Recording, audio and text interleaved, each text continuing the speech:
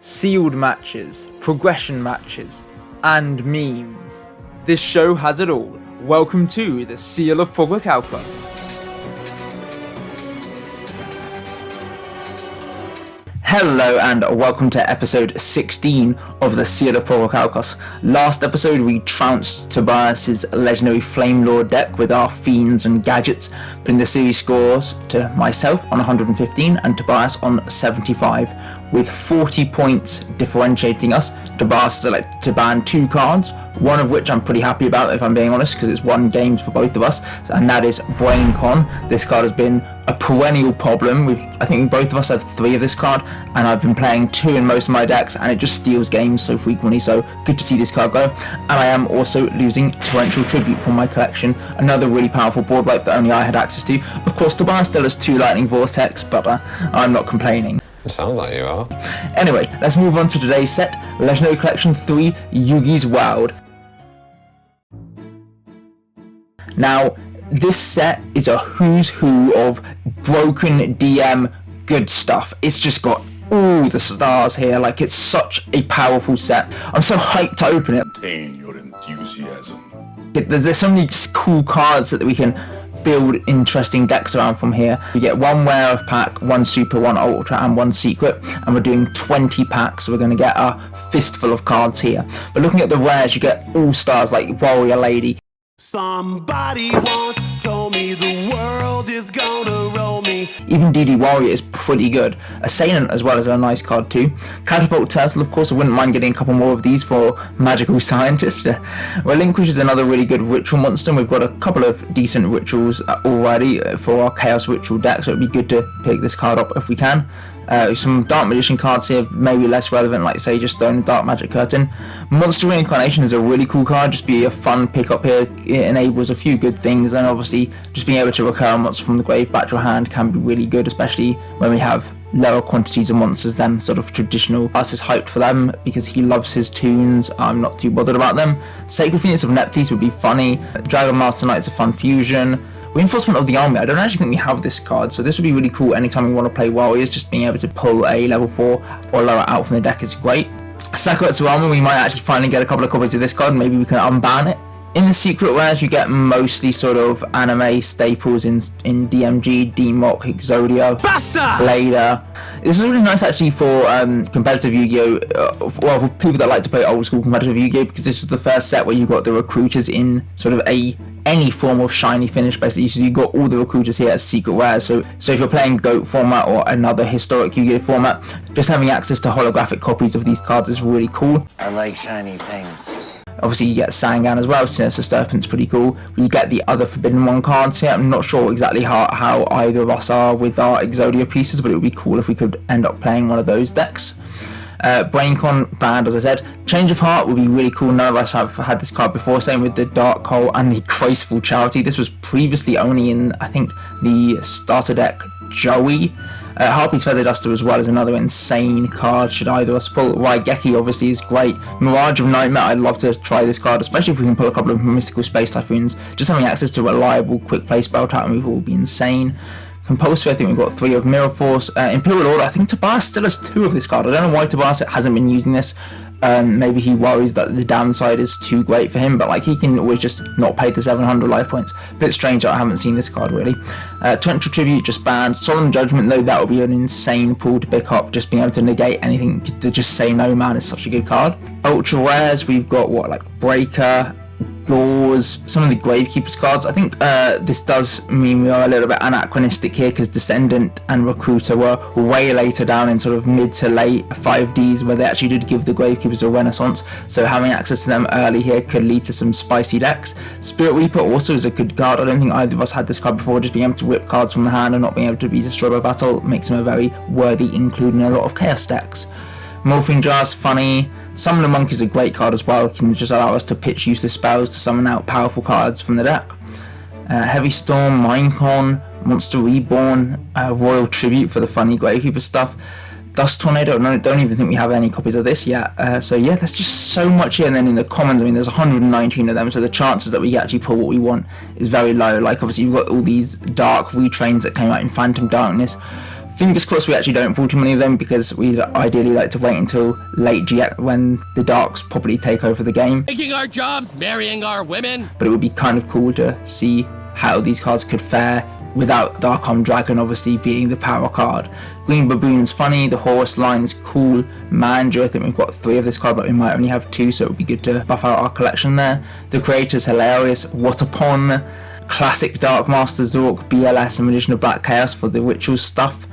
Magical Dimension is actually a pretty good card for any spellcaster strategy at the moment. Just being able to swap one of your monsters on field for one in hand and pop an opponent's monster is pretty good. Soul Take is a decent removal, especially if we ever get Dark Lord Norse Reficule, because Nurse Burn is one of my favourite archetypes. He's a degenerate. Ordeal of Traveller, that could lead to some mind games, and Solemn Warning as a common. Wow, that's going to be an insane card should either of us pull it. Let's check our collection and see how well we managed to pull. Alright, looking at the top, we obviously got Armed Dragon 3, 5, I mean, even got a couple of 7s. I don't think we had this card before, so that's kind of cool. Baphomet, BLS, that could be good in the sealed. I'm not sure how many good light and dark targets we're going to have, but having a second one of this in the collection is insane. Compose, a couple more Catapult Turtles, Card Destruction. Oh, that's kind of cool because of the Dark Road stuff we have access to already. That's really nice. We did get Dark Lord Zarata and Dark Knight Parshath. Both of these are kind of cool cards, although that one's a little bit tricky to play. Draining Shield is not too bad. We did pull one Descendant, which is really nice, especially as we have a pretty good Gravekeeper suite already. Harpy's Feather Duster, very good. Heavy Storm, I think that card is banned, but obviously it would be fun if we could play it even in the sealed. Karibo's pretty cool. I can't believe I just said that. Daedalus is a funny card, like it can enable some interesting Umi decks. Limiter Removal is really cool for our machines. We did get the one Monster Incarnation, which is pretty nice. A couple of Nimble Momonga, which is a good card for sealed. Just being able to put bodies on the board is nice. We did get the one Solemn Judgment. We got Old Man Say No. Say no! And then the Tricky's kind of cool. And we got a couple of tunes. Right, there's a lot of cards here. Let's see how we were able to condense this to 40 cards. Behold my creation. Now this looks a little bit crazy actually, if I'm being honest, for sealed. I know there's no real overall prevailing strategy, but we have some pretty interesting little themes running through the deck. We've obviously got the Armed Dragon line, 3 of the level 3, 1 level 5 and the level 7. Level 3 is just pretty good to sort of force the bars to have to out it, and we obviously have a good amount of traps to protect him. And then if we can summon the 5, that's just free removal basically, and even if not, with stuff like Nimble Momonga, we can just tribute on into the level 5, so he's a pretty good card for that. We are playing the BLS, and not that I can see too many lights and darks. I guess we've got the Mystical Elf and the Summoned Skull. It's not likely that we're going to summon this guy, but obviously just if we ever get in a position where we have a light and dark in the graveyard, this would be one hell of a top deck. Boganian, I think this card served us well way back in one of the Dark Revelation matches. Just being able to poke for 600 damage during each Just Armor phases is an annoying little thorn in Tobias' side. The boy Boganian remains a thorn in my side.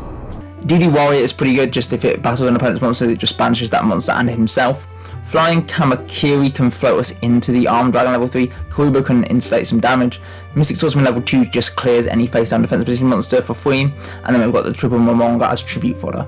Obnoxious Celtic Guard is funny, Swift Gaia the Fierce Knight, if we're in a situation where we are sort of out of the game, like this card could just be our saving grace. We've got the Tricky, which can be summoned by discarding a card, which is really strong for a 2k attacker. Toon Gemini Elf and Triple Mystical Elf are just decent 1900 and 2k walls, and then double Summon Skull for tributes. For the spells, we've got 1 Book of Moon, 2 Graceful Charities. How the hell did I miss this from my collection? Did I already get 2 Graceful Charities? Yeah, I got 2 Graceful Charities. Oh my god, that is insane. This card is nuts. This card is just going to make summoning BLS incredibly easy. We've got Harpy's Feather Duster and Heavy Storm as 2 really crazy back row removal cards. Level Up to potentially just allow us to go from level 3 to the level 5 without having to worry about its own summoning condition, and the 1 Monster Reincarnation. This way we can maybe like recur the BLS back to hand if it's been outed in mid to late games to summon it down again. We've got Stray Lambs and Swords of Concealing Light as more defensive tools in our spells. For the traps we're playing Compulsory, Magic Jammer, Magical Hats, Malevolent Catastrophe, 1/7 tools, Solemn Judgment, Stronghold, and the Threatening Roar. In the side we've just got a few more lights and darks, Card Destruction just in case that could be funny, and I'm not sure why we're playing Dark Magic Curtain because we're not playing the Dark Magician. Hey, what am I, chop liver? But we've just got a few other cards here. Union Attack could be funny. Mask Restrict Tabas's heavily on a Tribute Summon strategy. This deck looks fierce, and I'm excited to see how well it plays out. Let's flick on over to the replay. Right, we win the rock, paper, scissors, meaning we can lead off in this exciting sealed match. And looking at our hand, well, we're stuffed full of monsters, but they are pretty good monsters, especially if we can float on into the Armed Dragon level 5. To that end, we're just going to set down the Nimble Momonga, hoping it gets to Strobber Battle so we can tribute off its brethren for the level 5. Tabas is going nuts with the back row, as well as one monster too. Right, ooh, we're going to draw into the Summon Skull, which is pretty nice, but we're just going to go for the Toon Gemini Elf, taking things a bit slowly here, seeing whether Tabas can mount offensive pressure. Uh-oh, in comes Graceful Charity, and this basically is just so free at this stage in Yugi. You can just sculpt your hand, set up your graveyard with the DD Warrior and the Command Knight.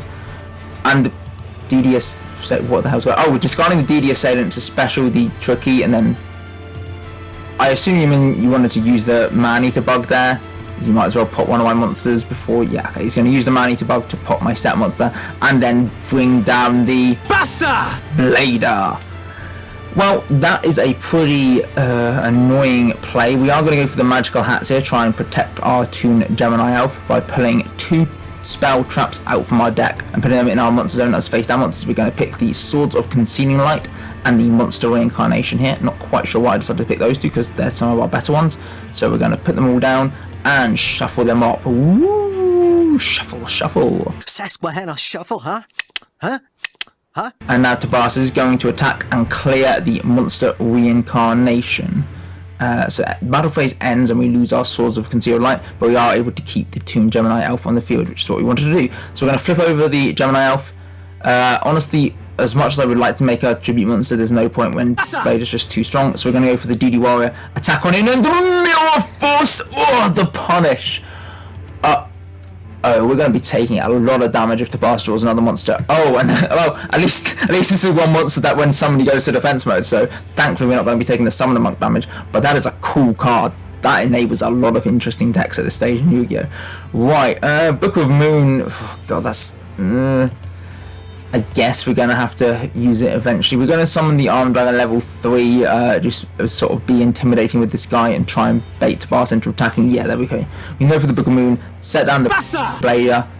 In the standard phase, we're going to float the level 3 into the level 5, and now we can actually hopefully clear the Blader. Oh. The Magical Hats is on the other foot here now. Okay, so Tabas is going to pull out the Malcat and the Ordeal. Glad to see Ordeal get sent to the graveyard at the end of this chain, because I do not want to deal with that card. I'm going to close my eyes as these things get set down. I'll let Tobias shuffle, or just click a few times. And we're going to redirect our attack and kill the Ordeal. In the end phase though, we can flank the level 5 up into the level 7. Oh my god, I forgot we could actually do this. Oh, okay, we're not cooked. This guy's actually stronger than Blader. Want to tell him? Or should I? Oh, it's not, because Blader has an effect. All this time, he's just been a vanilla. But actually, because I'm playing dragons, he's boosted to 3600. And we're going aggressive even with the Giant Soldier of Stone. I cannot believe my LV monsters have let me down again.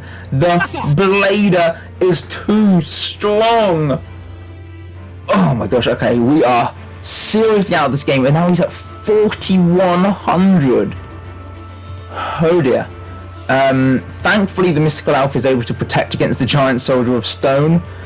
Buys us another turn. I see what Tabas did attack that way. Oh my gosh, we are just drawing the 1-turn survival cards. Okay, he's going to be a little bit more smart this turn to get some damage in, and we will lose the elf and then half our life points. Final draw, and it's another dragon. The Blader is just too strong. We're going to show off our 2 dragons in hand. Nothing we can do. The Blader just creams dragons. Title your sex tape. Right, we're going to go for the we're just going to file for the card or such. I mean, I like the BLS, but this hand is kind of not doing it. This hand ain't it, Chief. You discard 5 to draw 5. Oh my gosh, we've got at least got rid of Tobias's Monster Reborn. Other things aren't too much of an issue, even if Tobias had them in hand. We're going to draw into lots of defensive Mystical Elves and the Malcat and the Compulse. We're going to set down our... We're only going to set down the Malcat. We don't want to overcommit with the Compulsory because we know that Tobias last game played like 3 back rows, so if we can put all of them with our own Malcat and protect the Compulse, we're going to go aggressive. The Mystical Elf is punching in. Oh, what a favourable trade. I was half tempted to do the Tribute Summon there, but I was like, nah, I've seen that man eat a bow from you. I ain't falling for his tricks twice in a row. So we are going to set down our second Mystical Elf. And then the obnoxious Celtic Guard will come down. A guy in the movie, Andrew Burnap, great dude. All of Andrew's scenes could get cut. Who knows? It's Hollywood, baby. As he attacks, we're going to go for the Malcat, pop Tobias' own Malcat and the Spellbinding Circle, and thankfully our Mystical Elf is just chunky enough. We're going to go for the Dark Magic Curtain, pay half our life. This guy was in our side deck? I didn't notice this guy. Okay, now we're cooking. We got the Yugi card on our side. The Dark Magician is on my team now, brother, my man. We can just punch him into the Celtic Guard. We can't actually kill him, but 1100 damage seems pretty good to me. Oh, Soul Taker. Yep, the Dark Magician's soul will be taken. Sadly, there's no such thing as the Eternal Soul at this stage in Yu-Gi-Oh! Archfiend of Guildford is going to be Tribute Summoned, and we're just going to go for the Compulse, protect our Mystical Elf. I think we have to go aggressive here. Yeah, we're going to normal summon the Summoned Skull, try and beat on in for 2500 damage. We know that Tobias can easily wrest control of this game from us if he draws something bigger than our Summoned Skull, so we've just got to press the advantage when we can. Tobias just passes. I like to see that. We're going for the Monster Reincarnation. Discard the Swords of Consuming Light for the Blackluster Soldier, baby! We're going to banish a light and a dark, and that is just the game. Ooh, I like seeing the Magical Dimension in our opening hand with the Dark Magician. That is some pretty poggers combo play. Tobias is just going to go for 2 back row into the Graceful Charity. You must really want those cards in the back. And he's going to discard the Dust and the Ordeal. Okay, DD Assailant is a pretty strong opening monster. I think we're going to just set the Nimble Momonga, just try and be a little bit patient here. We can always... oh, wait, that guy requires us to control the spellcaster. I forgot how this card worked. It is not just free. DD Ascendant is going to punch on in, and we are going to lose our Momonga here. We're going to gain the 1000 and summon out 2 from the deck. One of these will fall to the what? Oh, you're not even going to attack. Are you feeling okay? Okay, we're going to Tribute 1 for the Summoned Skull and just punch on through the DD Assailant, at least get them both banished. It's kind of annoying because these cards stack really favourably against our Tribute monsters because they just essentially trade for them, so we don't really want to overcommit. Down comes the Toon Gemini Elf. And just, why are you leaving my Nimble Momonga? I mean, I'm not complaining, but it's just kind of weird. Right, we're going to Tribute the Momonga, summon the Dark Knight Parsath. We don't have any darks engraved, so it's just sitting at a measly 1900. We're just going to use it to clean up the DD Warrior here. We're going to set down the Threatening Roar and pass the turn. Tobias is going to go for a set monster, and we're just going to take the 1900 here. Oh, or if we just battle damage, discard a random card. Oh, that's somewhat annoying. That is just Donzaloo. Well, that's an unappealing draw. We're just going to pass the turn. You can take the DMC from our hand, we don't care. Compulse is okay, at least it sets the Toon Gemini Elf back effectively 2 turns because it can't attack the turn it's summoned. We are going to go for the Compulse here, bounce the Gemini Elf to the hand. As much as we don't really mind taking 1900 cuts, it's just... it will kill us eventually. Oh, one turn too late maybe. The Tricky is great, but it's going to get whipped. Oh, thankfully we do have the Threatening Roar. Preserve the Tricky. Oh, we like to see that Graceful Charity off the top. Do we have a light engrave? Oh, we don't have any lights. Oh no. We're gonna get rid of the Boganian and the Tricky. I don't know why I did that. I guess I would have to keep the Stronghold because it's a 2k defender, but I could have kept the Tricky instead. I guess Stronghold is 1 card, whereas Tricky would have been costing 2 cards to get 2000 stats on the field. So we're going to summon the Stronghold in defense mode, and it is going to be able to wall us off from damage. We're going to set down the Mask of Restrict. That's kind of pretty good, so we're just going to fire that off to prevent Tobias going into his big tributes. Oh, the DD Warrior comes down, and that is devastating. Do I have anything that can shield me against the Toon Gemini Elf. No, so we're going to lose our BLS here, and we're going to set down the magical hat, and we are basically... Oh, we're basically dead here, okay. Well, that is just the game, that's disappointing.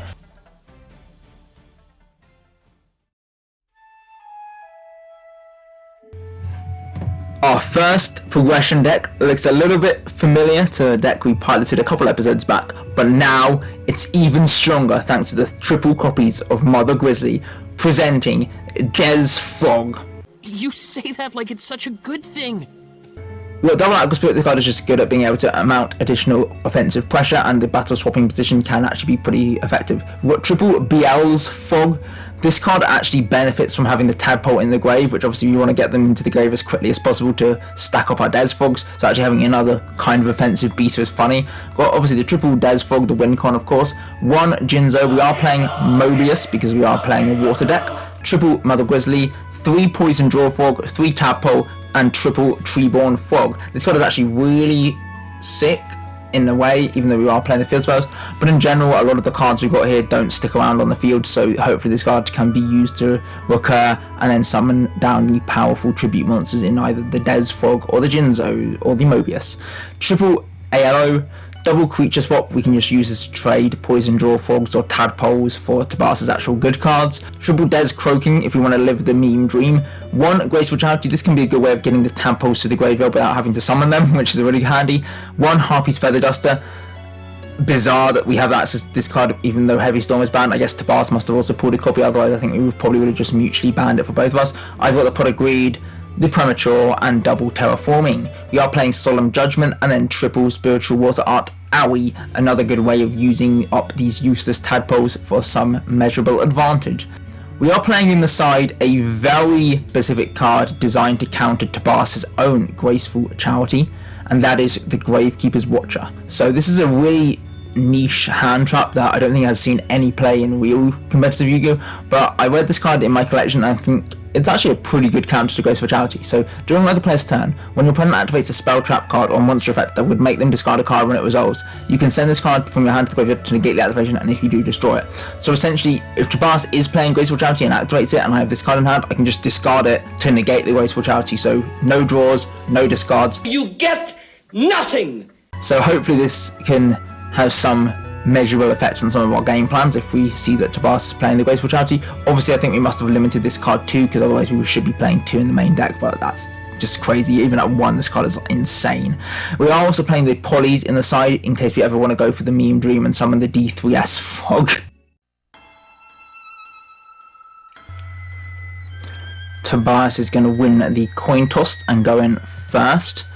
This hand is, I mean, we can lower the Des Frog to a level 4, but it's not going to be good. Tobias is going to fire the Graceful Charity first card of the game, drawing 3 and then discarding the Luminous Spark and the Mephisto. I have a feeling that means you're probably playing Chaos.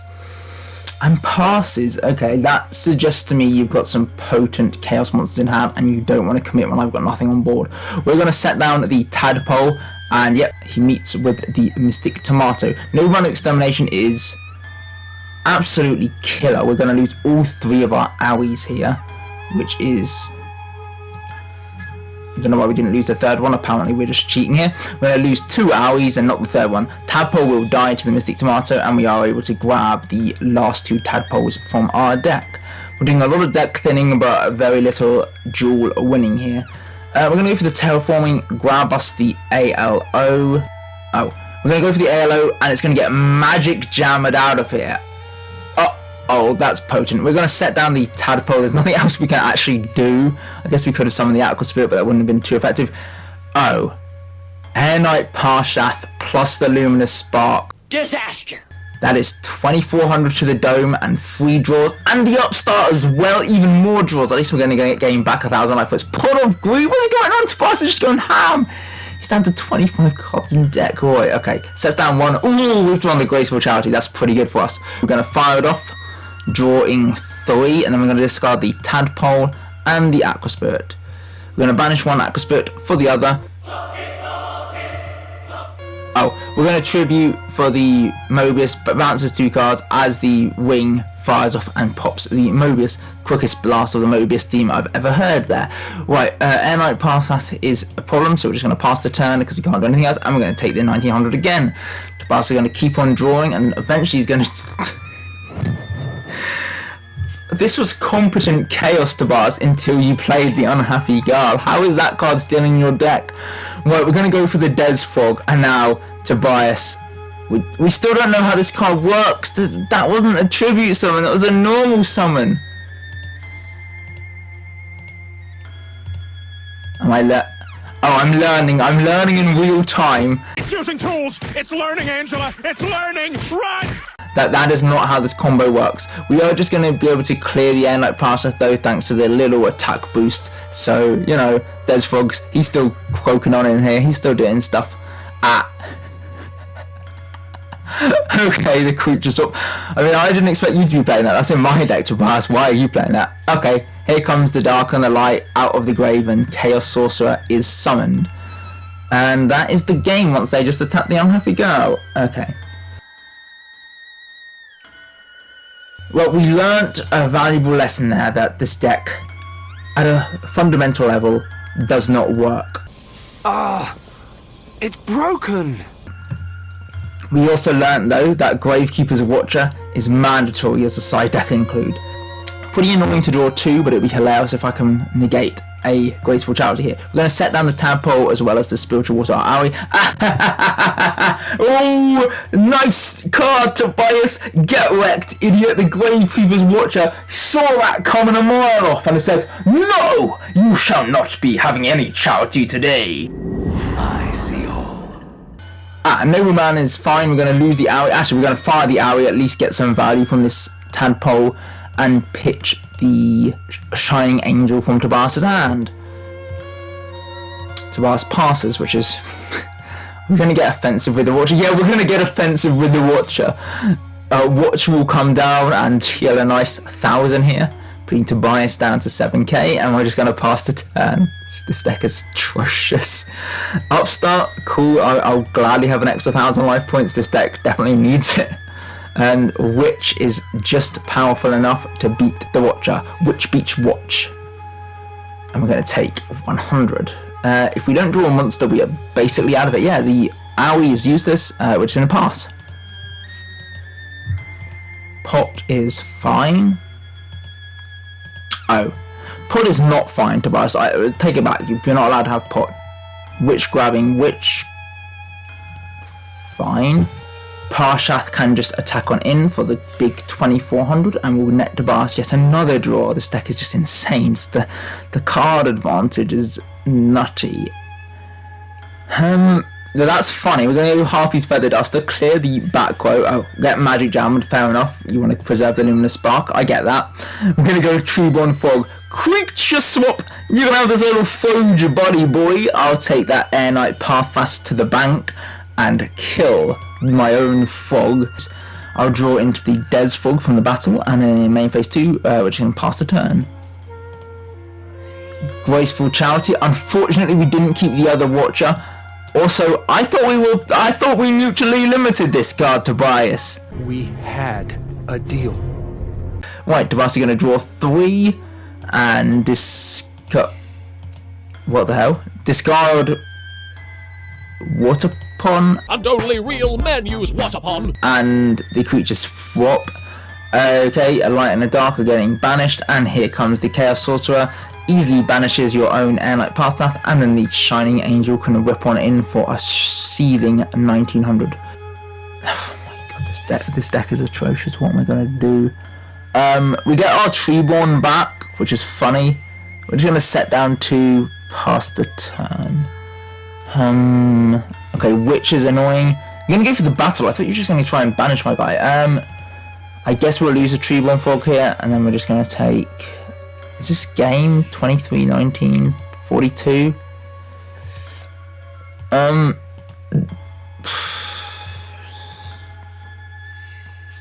Well, Mother Grizzly can at least kill the Witch. You know, we can at least say we did that. The Witch, ding dong, the Witch is dead. Ding dong, the Witch is dead. This is deflating. I was really excited to play this. We're gonna go for the Aoi. Tribute the Grizzly, and then die.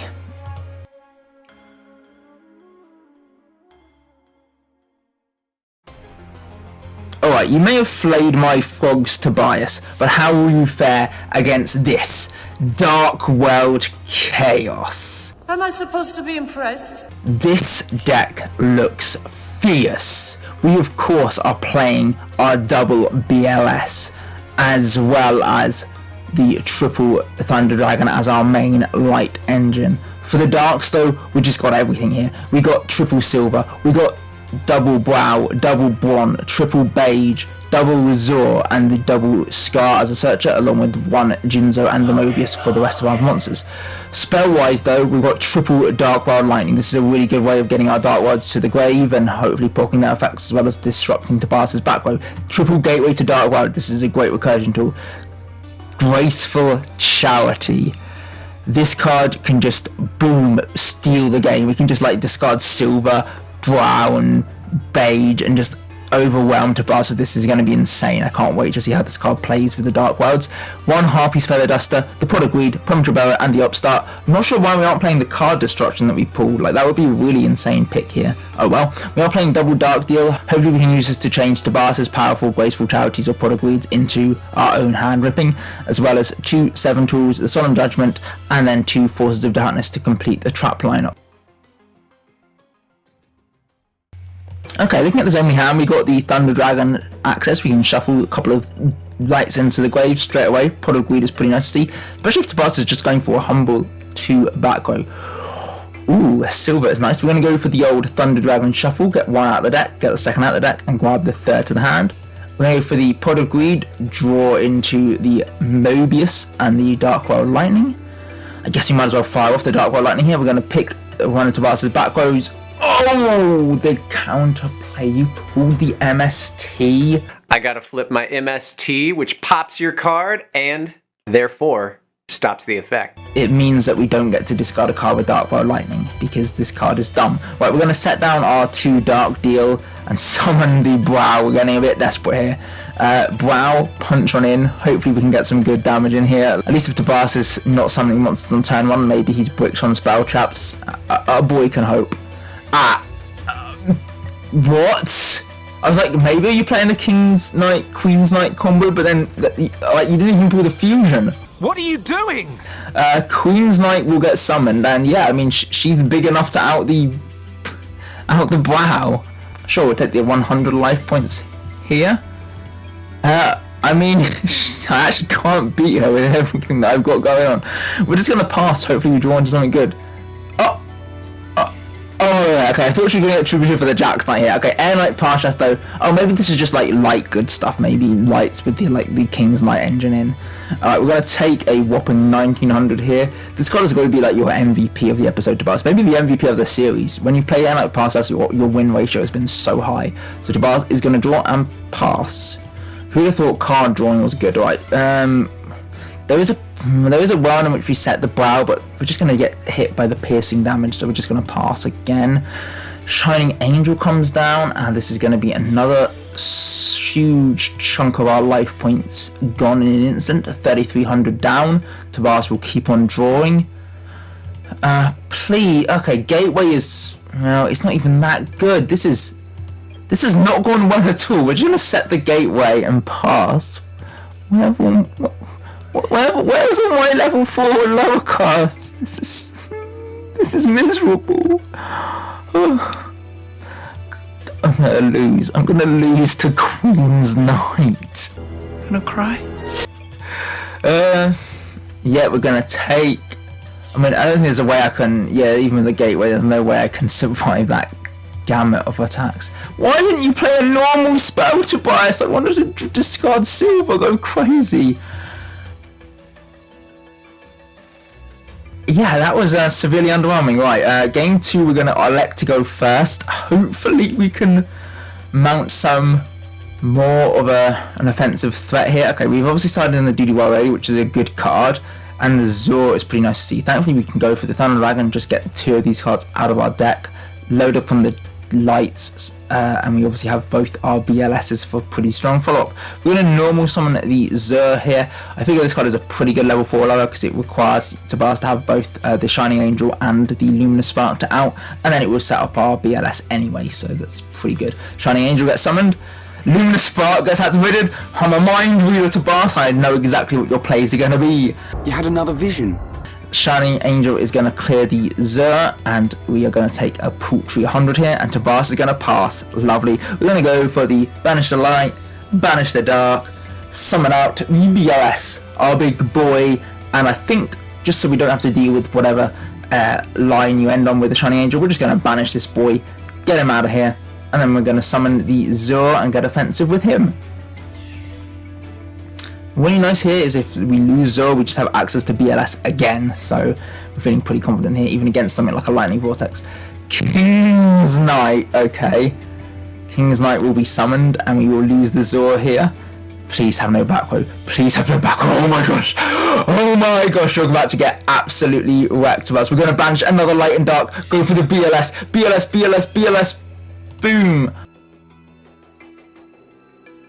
Into game 3 after that amazing BLS smackdown. We are going to draw the Thunder Dragon again, be able to discard him, grab the second into the grave, and grab the third to hand. Looking at one back row, okay, Ring is fine. We're going to lose the DD Warrior Lady here. I was thinking that was probably fine. We don't really mind about putting more lights in the grave. We're going to go for the 7 tools set here and just pass the turn.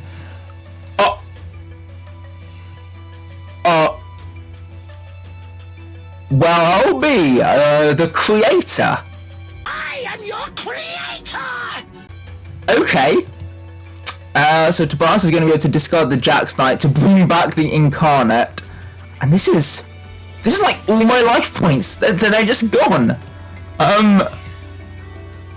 Huh.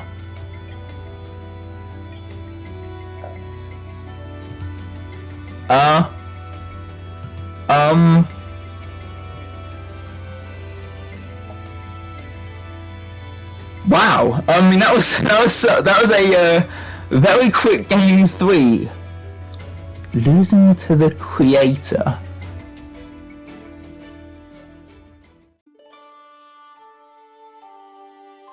Going into the third progression match, we're down 2 at the moment, we've lost the first 2. Fingers crossed Yugi's Ace Monster can take me over the line. Well, this is Dark Magician mess. What a mess. There's a lot going on here, so I think it's probably best if we look at the extra deck first, because we are playing some interesting fusions. We have the Dark Flare Knight, which requires the Dark Magician and the Flame Swordsman, San Witch, because we've got the San Gan, we've got 2 of those in the main deck now, and we are playing the Skull Knight, to which end we are playing 1 Tainted Wisdom. To complement the one half of the fusions we do have in the Tainted Wisdom, Dark Magician and the Sangan, we are of course playing Triple King of the Swamp to be the fusion substitute or to get us into the polymerization.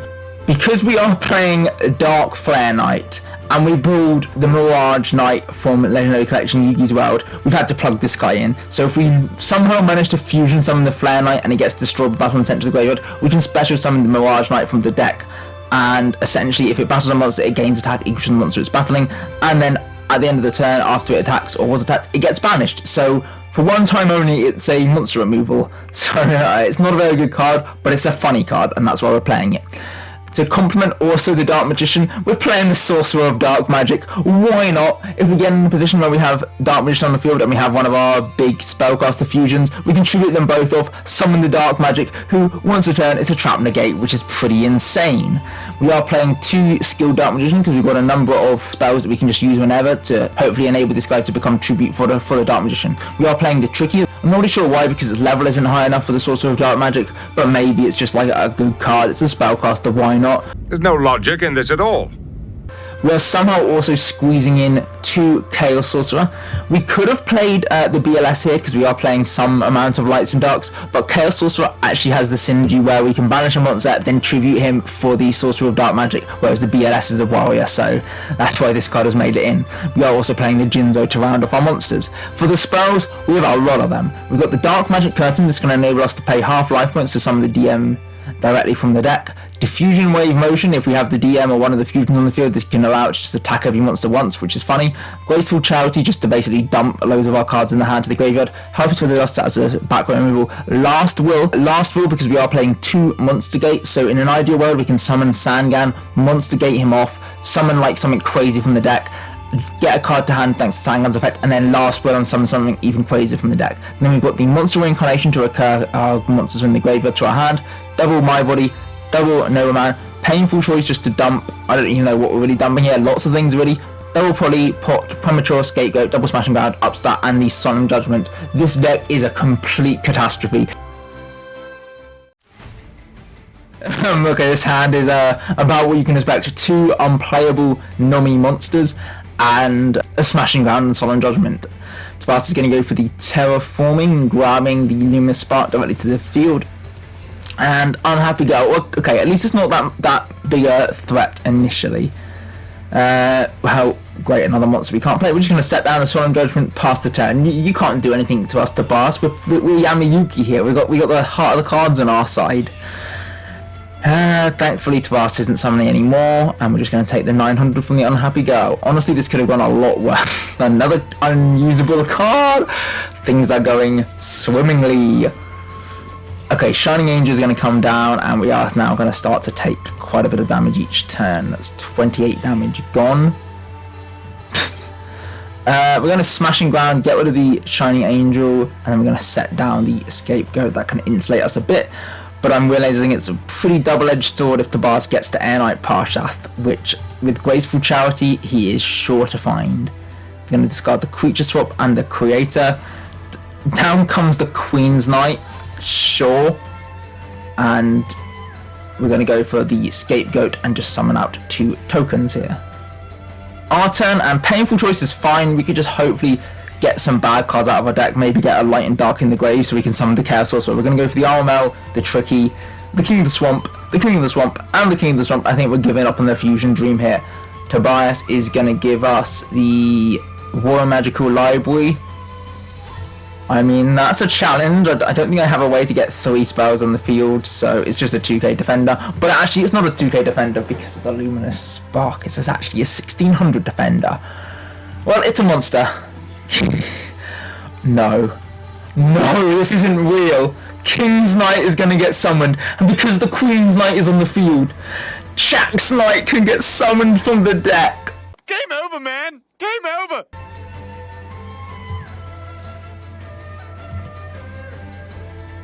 Senno!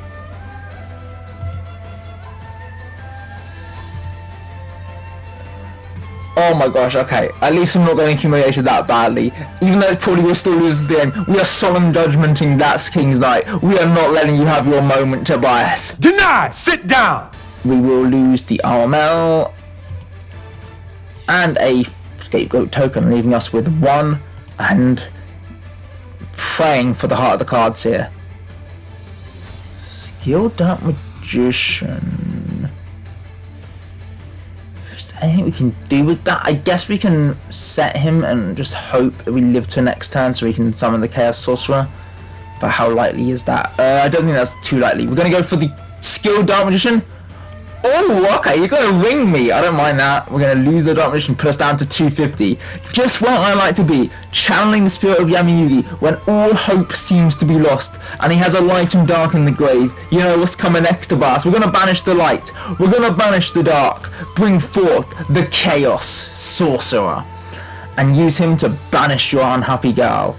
Main phase 2, we can't do anything else, so we're going to pass the turn and hope this Chaos Sorcerer is enough. That hope was short-lived.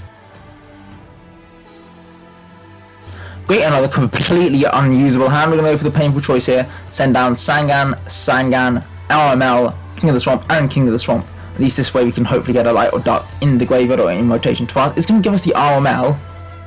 I think we just fire it. Yeah, we're just going to go for the RML, Monster Gate him, get him out of here, see what we're going to pull from the deck. The big brain play, Tobias! I now have the Tainted Wisdom. And guess what? If this card shifts from attack mode to defense mode, I can shuffle my deck. Can you believe it? What a powerful effect. How can you get past this absolutely mega chungus, the smartest brain player in the world. Unhappy girl, she's too weak, Tobias. What are you... Wait, there's no way. I thought you were going to loom this, but there's no way. The tainted brain. the tainted brain. Oh my gosh, Tobias, the brain. He's attacking you. The brain is on the move. I should stop using the word brain. I'm just repeating myself like a delusional fool. I think I've lost my sanity at this point, and I'm just coping hard on the fact that my brain is powerful. No, it isn't. The creator incarnate is going to become the creator. Creator will summon back the unhappy girl. I honestly think the Jack's Knight in hand was probably a better choice to keep. Right, we will lose the brain here. Finally, our brain has been utterly much like my real brain, our brain is now mush. We are just absolutely just hosed here. Right, we're going to take some damage. Come on, please. Please.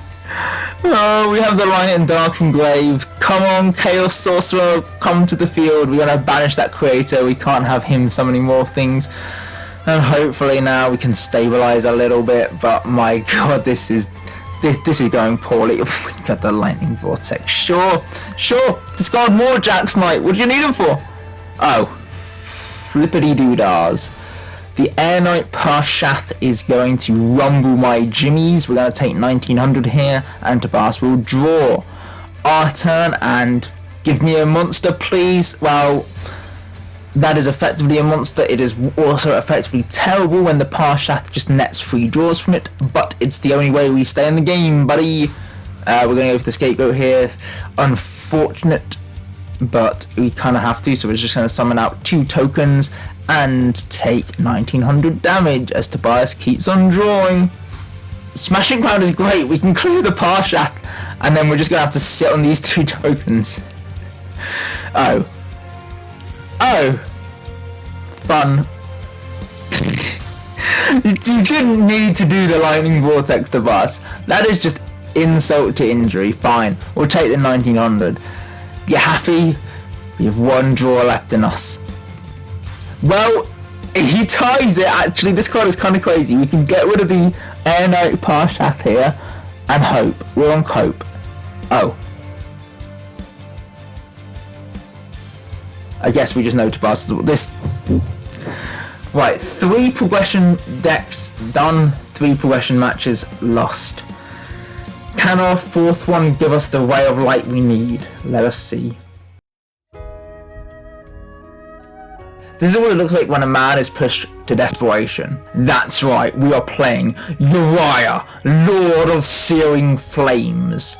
Oh, that's so hot! So we pulled 2 of this card in Shadow of Infinity, and it's not a very good card. The only way you can summon it at this stage in Yugi is by sending 3 face-up traps from our field to the graveyard, and then it gains 1000 attack for each continuous trap in the graveyard. Once per turn though, he is able to pop a set spell trap on the field, and that card can't be activated in response to this effect. So in theory, you're going to get rid of 3 continuous traps, summon this guy as a 3k attacker who can just once a turn pop a card, and if you can get more continuous traps in the graveyard, he gets bigger and bigger. The big problem with that is there aren't very many good continuous traps at this stage in Yu-Gi-Oh! And therein lies the problem. However, we have attempted to build around it. We figure we got 2 of this card, we got our 2nd and 3rd Sangan from Yugi's World, which can search Uria. Let's try and cook something insane. So our monster lineup is very light. For the spells, likewise quite light. We're just playing the Graceful Charity, the Harpy's Feather Duster, Double My Body, Painful Choice, Pot of Greed, and the Upstart. Painful Choice and the Graceful Charity can help get us some continuous traps in the graveyard to pump our Uria even stronger. For our actual traps and the cards that we ideally want to play to be able to use as material for the Uria, we're playing 2 Des Counterblow. This can dissuade Tobias from attacking directly, because if we take battle damage from a direct attack, that monster will just get destroyed. This is a pretty good way of dealing with Air Knight Parshath and some other annoying cards, and it allows us to kind of rest on our laurels a bit as we build up advantage. We are playing a suite of trap monsters in Embodiment of Apophis, and Metal Reflect Slime, as well as the double Stronghold here. These cards are just good, especially the Metal Reflect Slime, just being a 3k defender, can potentially protect us for a bit as we build up enough field resources to be able to tribute into our Uria. We're playing 3 Good Goblin Housekeeping and Reckless Greed, because we've got like one card that we absolutely need to see. Any cards that deep draw us have to be played, even though Good Goblin Housekeeping is pretty bad and Reckless Greed can be a bit of a double-edged sword. We're playing 3 Magic Jam as well, just because we feel like we're probably always going to have cards in hand, and there's so many removal cards that Tobias has that can just utterly destroy Uria, like his Lightning Vortexes, etc. 1 Nightmare Wheel, this is a fun way of stopping monsters from attacking, and it's a nice continuous trap too. Double 7 tools, more just protection for Uria. It's 1 Solemn Judgment likewise. 2 Solemn Wishes is just a way to gain some life points while we stall out the turn, and also kind of combos quite funnily with the Good Goblin Housekeeping and the Reckless Greed. Double Spell Running Circle, another way to negate attacks, and then 2 Zing Zen Hu to shut out Tobias's back row.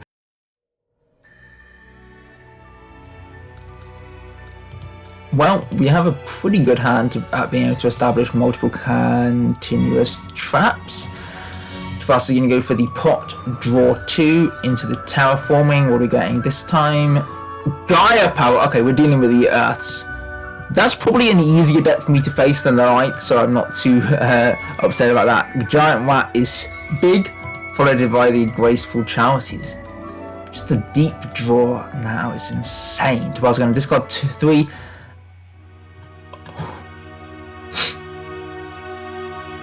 Bazoo! I never should have turned my back on you, buddy. Oh my god, the graceful into graceful. Oh my gosh, that, like, seeing that is emotional. Just seeing Bazoo played by the opposition. You'll always be my great ape. Oh, second graceful, just twice going to discard the creature swap. Mystic Tomato? What? Earth Dark? What on earth could you be cooking? Tobias has seen like half his deck already, and we are still scratching the surface of ours. We're going to go for the Graceful Charity here, see what we can draw into. Ooh, we actually got the UI. Right, we're going to discard the Good Goblin Housekeeping. Getting this card in the graveyard is actually pretty good because it means the following ones we can draw more of. We only discarded 1 there. We only discarded 1. We only discarded 1. Guys, a broken record. Error alert, we only discarded 1 card with the Graceful Charity. That is not how this card works. We're just going to... Okay, I mean, it wouldn't matter. We just have 1 extra counter trap in the grave, so actually it makes things better for Tobias. We're going to send 5 continuous traps from our deck to the grave with the Painful Choice, and Tobias will grant us the Stronghold. And then Tobias, we're going to go set 1, set 2, set 3, set 4, set 5, set 6. Prepare to get Uria'd. Is that a euphemism? Well, we're happy to lose the Solemn Wishes here. MST, that's fine, as long as you've not got the Harpy's Feather Duster. Ooh, the Drillroid. Love to see this little drill buddy coming down. We're going to grab ourselves a Sangan with Sangan. We're going to go for the Dez counterblow, take the 1900, and then destroy the Giant Rat as punishment for inflicting damage to me. And now, how many have we got in the grave? We have 1, 2, 3, 4, 5 in the grave. Oh, this might be it. We are going to activate the Stronghold. We're going to activate the second Dez counterblow, and then we will send them all away for the ultimate sacred beast, Uria, Lord of Searing Flames. Hey, what's happening? Something very bad.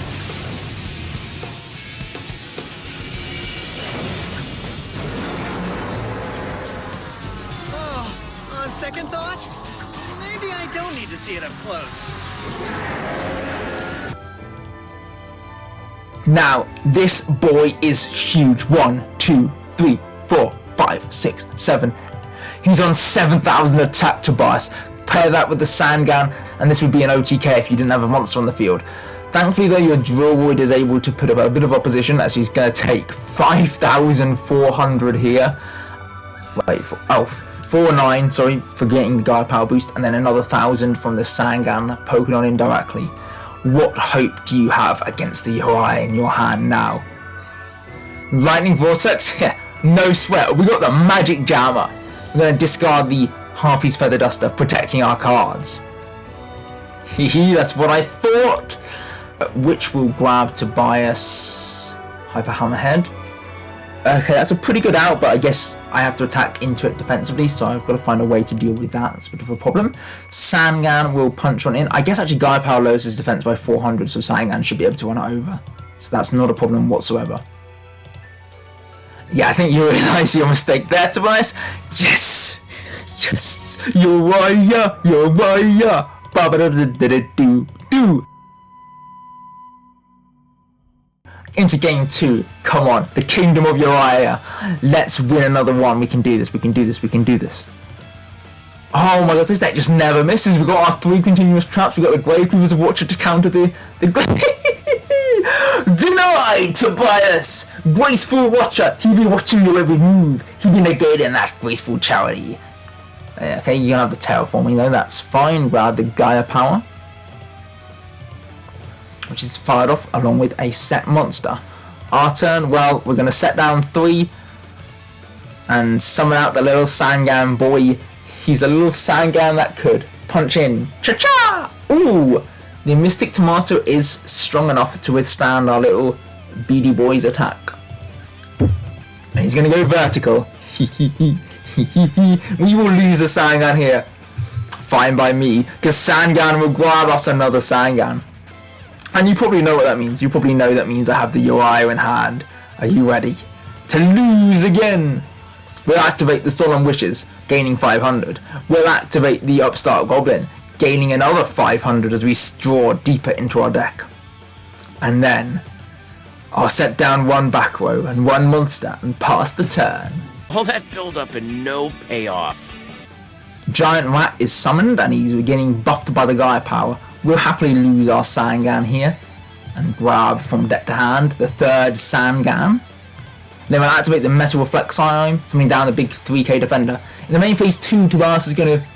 What a cruel waste of Bazoo yet again. Use Bazoo as fodder to out the Metal Reflex Slime. How dare you, Tobias? How dare you? How dare you just use this guy as discard fodder? He's so much better than that. He's the best card ever. He's the best thing... He's the best ape I ever knew, and you're just... How can you treat him like this? He was the best of us. He deserves so much better than you, Tobias. Right, we're going to draw the Pot of Greed, gain another 500 from the Solemn Wishes, and fire that off to gain yet more life points. Oh, yes, baby! Painful choice. We're going to send 1,000,000 continuous traps from our deck to graveyard. Metal Reflect, Embodiment, Nightmare Wheel, Stronghold, and the Stronghold. What will you give me, Tobias? The Apophis, that's fair enough. It's probably the weaker of the trap monsters.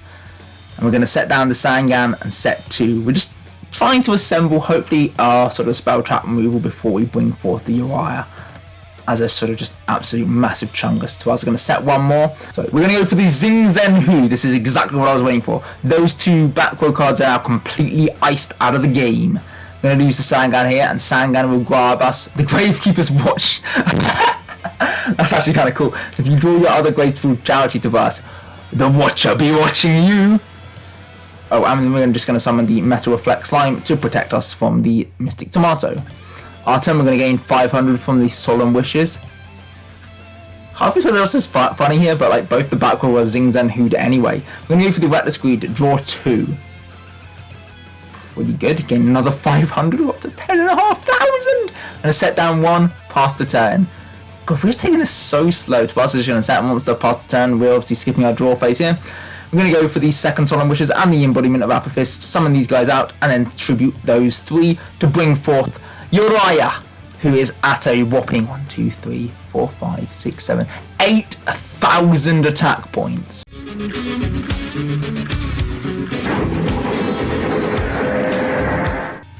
And we can use his effect. Now I activated special ability. Trap Destruction.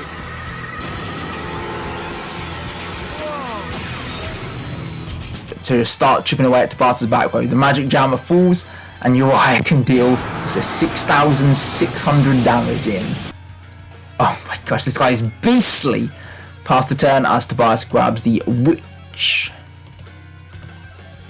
We should have set the My Body, actually. That was a really dumb thing. Hammer time! Hammer shot gets fired off, and we will lose the Uriah. Why don't we set the My Body? Because you're stupid.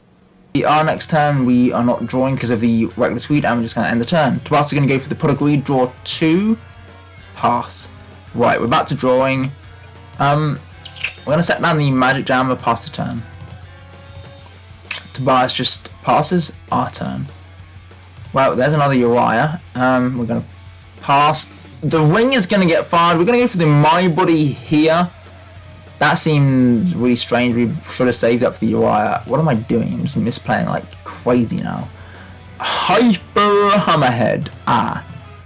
That is a pretty good out to the Metal Reflect Slime. It's going to bounce that slime back to our hand as Tobias goes ever closer to that elusive 0 life point total. And we are going to take the 1900 from the Rat. This counterplay is pretty good here. We're just going to have to set that and the Reflect Slime. I think we're going to have to just take a whole bunch of damage this next turn so we can go for Uriah. Graceful Charity, yeah, you ain't slipping that past me. I see you, buddy. I see all. Watcher discard, and Tobias is going to pass. Okay, well, we have to go for it. We're going to go Dead's Counterblow, Metal Reflect Slime.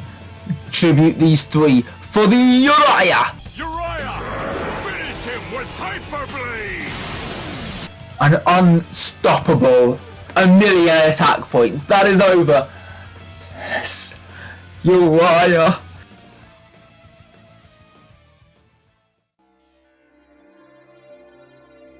Alright, for our 5th progression deck, we're bringing the smackdown with the Mokey Turbo. Is he having a nervous breakdown? I can't believe we're scraping the bottom of the barrel of playability yet again. This time turning to Bart's favourite card against him as we deliver the Mokey smackdown to him. Right, this list is going to need a bit of explaining, but I'll just get to the spells when we get to them. First up, we're playing Triple Agent of Creation Venus. This card is a really good way of getting us our weak fairy normal monsters onto the field, which is kind of the big theme of the deck. We're also playing 2 Dancing Elf, who like Mokey is a level 1 fairy, which is essentially all we really need for this. For the spells, we're playing 2 Dark Factory of Mass Production. This can recur our normal monsters back to the hand. Triple Enchanted Fitting Room. We can use this to excavate 4 cards from the draw our deck and summon any level 3 or lower normal monsters, ideally hoping to summon at least 2 of these cards. 1 Graceful Charity and the Harpy's Feather Duster, classic standards. Triple Mokey Smackdown. So this is the card the deck really revolves around. So if a face-up fairy monster I control is destroyed while I control Mokey, until the end of the turn, the attack of all Mokey I control becomes 3,000. So the goal is essentially get as many Mokey on the field as possible, attack him with like a Shine Ball or the Dancing Elf, it dies, all our Mokey go swole, become 3k beaters, and we can just punch on in and win. It's a bold strategy, Cotton. Let's see if it pays off for him. We're playing 2 monster game. I'm not quite sure why we're playing this card. I guess we can use this to get rid of Shine Balls and hopefully float on into the Mokeys, maybe. 2 Nomad of Extermination of Spell Trap Removal, Painful Choice, Pot of Greed, Premature, Double Reasoning, because I don't think Tobias will expect us to be playing only level 1s and 3s, so this could get us a free monster. Scapegoat, Double Twin Swords of Flashing Light twice. This is hilarious because if we have 1 Mokey up on the field and it gets smacked down and becomes a 3k attacker, we can equip this to it. Lowers the attack to 2,500, but it can attack twice, which is funny. If we win this way, I will just absolutely lose my mind, but hopefully Tobias doesn't suffer a defeat that embarrassing.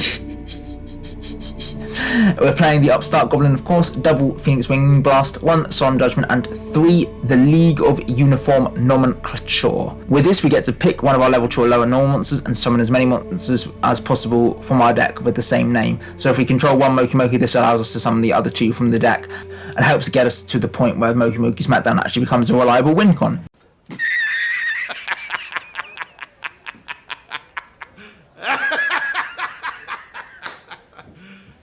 You serious?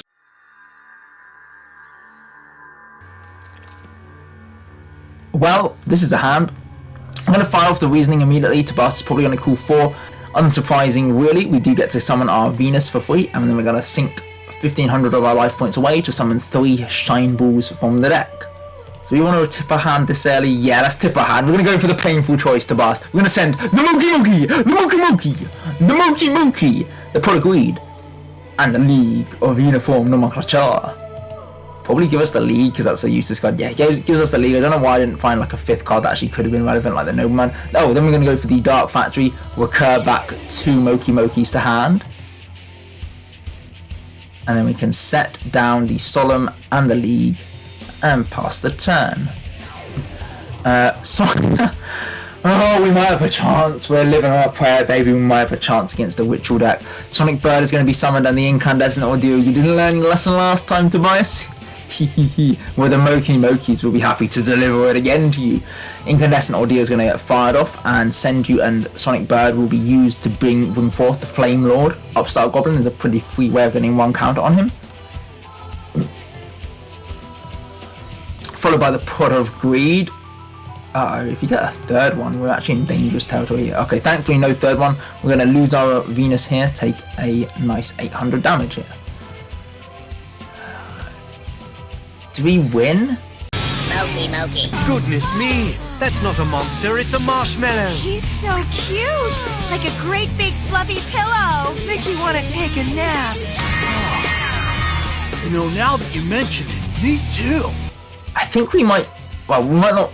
We don't quite win just yet, but this is a really funny way of dealing with the Flame Lord. We're going to attack him with a Shine Ball, take 2100. Okay.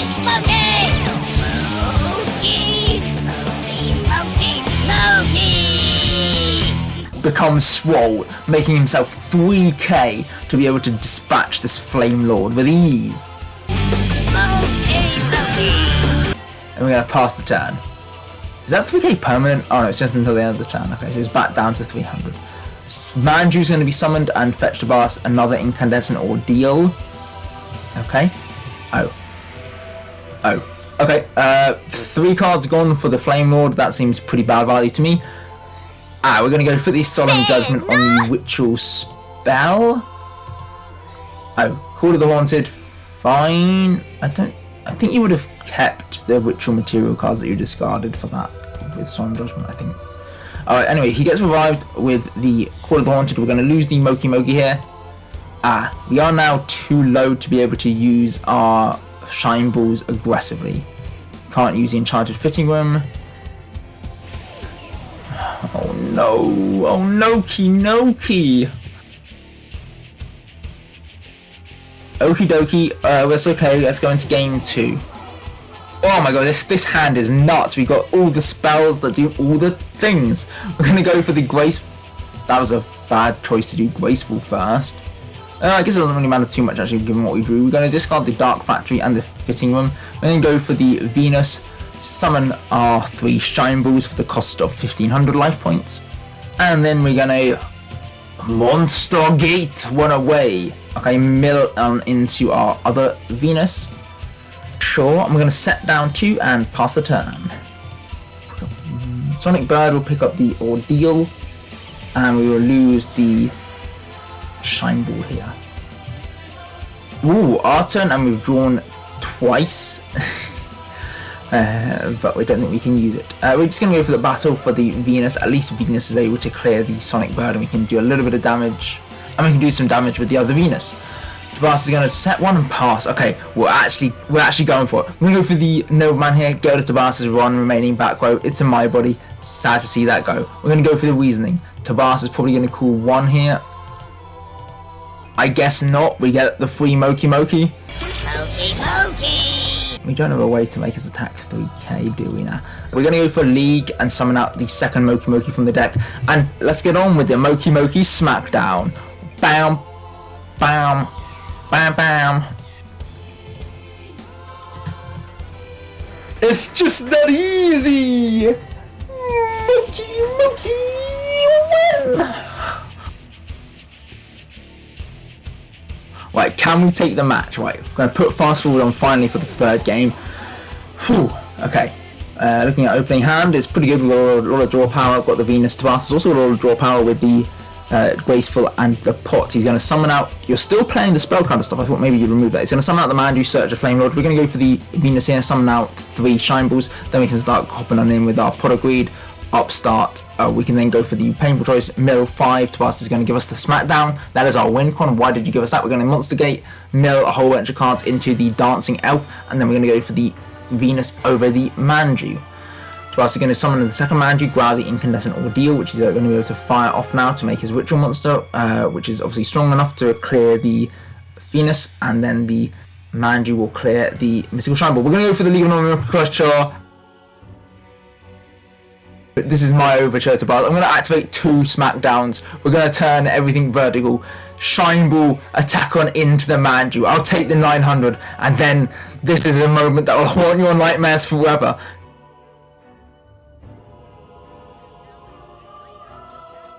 All my Mokeys will become 3k attackers, destroying your board and breaking your spirit. And then they all return to their serene state in the end phase. Fulfillment of the contract. Oh, this is just Call of the Haunted again for Ritual Monsters. Fair enough. That doesn't work the way you think it works, because if you destroy a fairy, then the Mokeys get buffed. Oh, he's having to go defensive. You can't deal with my Mokeys. We're gonna set down the Magic Jammer past the turn. These Mokeys are just too intimidating. They can sit in attack mode because Tobias knows that should he put anything vertical, we'll just punch into it, die, and then auto win the game. Yeah, MST. Why are you MSTing the non-Mokey Smackdowns? Isn't that the only way that seems like a bizarre thing. Okay, we're going to go for the Graceful Charity here. Draw 3. We might actually lose to Deck Out if we can't find a way around this. We're going to discard the Magic Jammer and the Dancing Elf. We're going to go for the Harpy's Feather Duster here, get rid of Tobias's back row, deal with that fulfillment here. And we can't really get over his set monster unless we go for the Venus, which we are going to go for. Let's see what we're dealing with. It's the Sangan, so Tobias is going to be able to grab himself a Manju from the deck to hand, but then we are able to smack on him with our 3 Mokeys for another 900.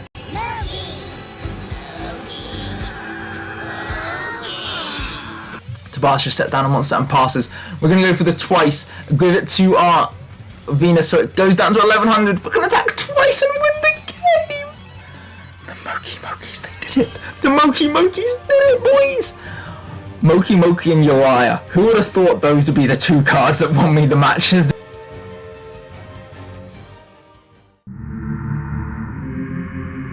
You have played too much jank for too long, Benbu, without letting me take a turn at the wheel. Yes, I feel the jank rising, and so I must take over the mind of Benbu once more, so that I may enact my revenge on Tobias.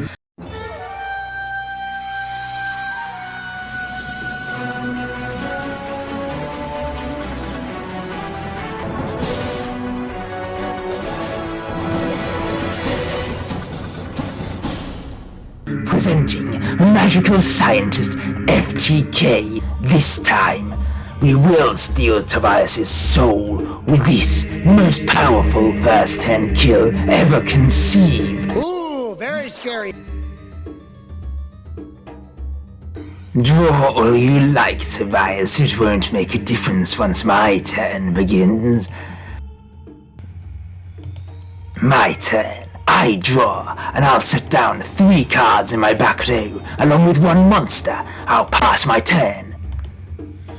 The unhappy girl, by the end of this, Tobias, you'll be looking like this card art, unhappy as your soul leaves your body. Sick burn. The Mystic Tomato will float on into the Sangan. My turn, I'll activate the Good Goblin Housekeeping, drawing myself 1 new card, and then I'll place 1 card on the bottom of my deck. I'll activate the Reckless Greed, drawing 2 cards. Follow that up with Reasoning. Declare a level, Tobias. This will determine your fate. As you did not declare level 5, I can summon my Catapult Turtle, and the game is over. Using Catapult Turtle's effect, I'll tribute off my Sangan to deal 500 damage to you. Sangan will grant me the Magical Scientist, which I will then normal summon, paying 7,000 life points to go into Fusion Monster after Fusion Monster, tributing them all off to win the game. Your soul is mine! Whoa, back it up, Dad. Whoa. Wait a second, Yami Bembo. This was 1 duel that you won. You didn't win the match. You have to win a whole match with your jank deck to earn his soul. So yeah, nice try, but Tobias' soul is safe. For now. That was a long episode. I hope you enjoyed it. Seriously, some of these games have been like the best games we've ever had in this series. I was so excited to play a lot of these crazy wacky decks, and I hope you had a lot of fun watching them perform reasonably well or terrible, depending on exactly which deck I was playing. Tobias also played a lot of really cool decks, so yeah, this was a really cracking episode.